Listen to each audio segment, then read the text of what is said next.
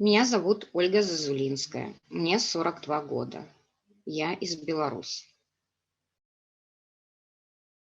Я подверглась репрессиям со стороны властей на территории Республики Беларусь, также уголовному преследованию, и была вынуждена покинуть страну в ноябре 2020 года.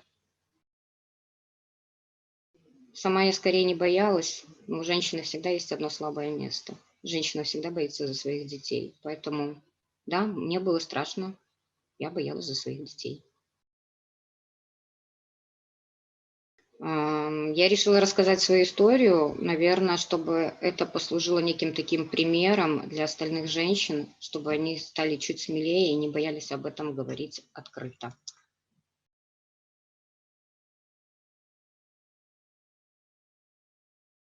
Это помогает ей самой, потому что нельзя бесконечно носить это внутри. Она тем самым привлекает общественность к этой проблеме. А это, я считаю, все-таки проблема, то, что произошло у нас в стране.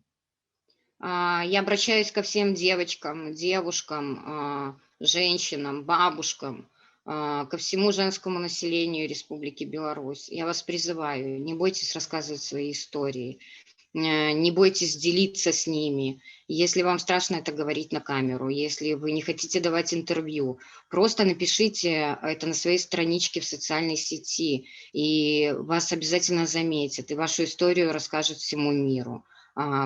Только в этом случае, когда мы будем об этом говорить, мы обязательно победим.